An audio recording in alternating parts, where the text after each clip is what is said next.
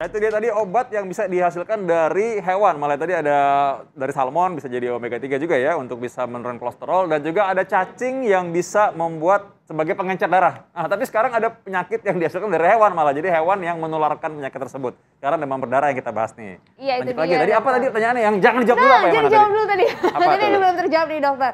Ini ada fakta dan mitos yang beredar nih, katanya kalau sudah pernah terinfeksi DBD akan fatal akibatnya kalau seandainya terinfeksi kembali. Ini fakta atau mitos, dokter? Fakta.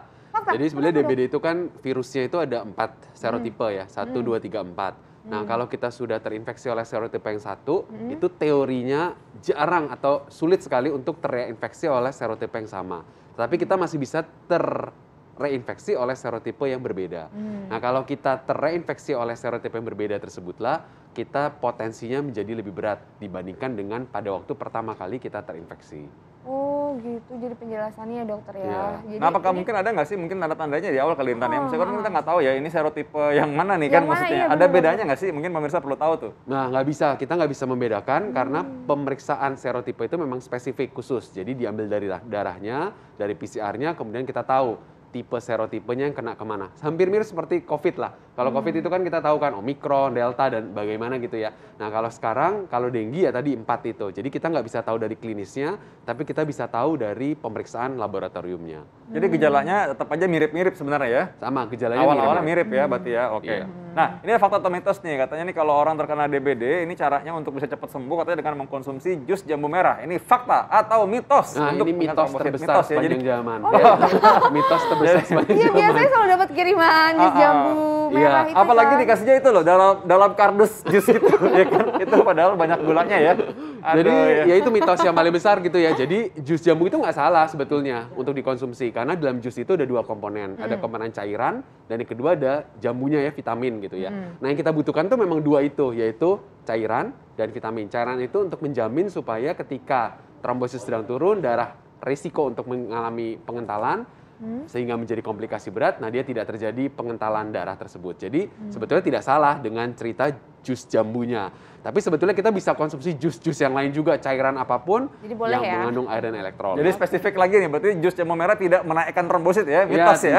Kita tidak menaikkan trombosit. Tidak ada obat yang sampai saat ini bisa diklaim untuk menaikkan trombosit. Jadi trombosit itu akan turun sampai satu titik tertentu, kemudian dia akan naik sendiri secara alami. Nah, titik terendahnya itu tidak bisa kita prediksi, karena itu yang penting pada demam berdarah adalah monitoring, pemantauan. Karena kita tidak tahu orang mana, pasien mana yang akan trombositnya sedemikian rendah. Tapi yang penting ketika dia mulai turun, cairan kita harus cukupi, kemudian dia akan naik sendiri secara alamiah. Oke, nah dokter ini biasanya kalau udah musim-musim pancaroba di komplek-komplek tuh ada fogging tuh dokter.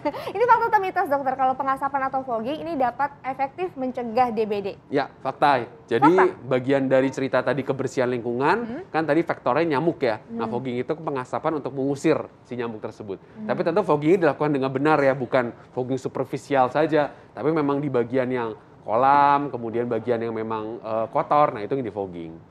Nah, dokter, ini suka banyak orang yang mungkin tidak mengenali gejala awal, yang kedua mungkin menganggap enteng DBD sehingga tidak cepat mencari bantuan medis ya. Apa sih tipsnya kalau misalkan orang curiga nih tanda-tanda gejala DBD nih? Ya, jadi untuk pemirsa, jadi yang pertama demam tinggi mendadak tiba-tiba, kemudian pada waktu demam tinggi itu nggak perlu langsung datang ke dokter hari itu pertama kali. Karena kalau diperiksa di hari itu pun tidak ada pemeriksaan leukosit atau trombosit yang akan berubah.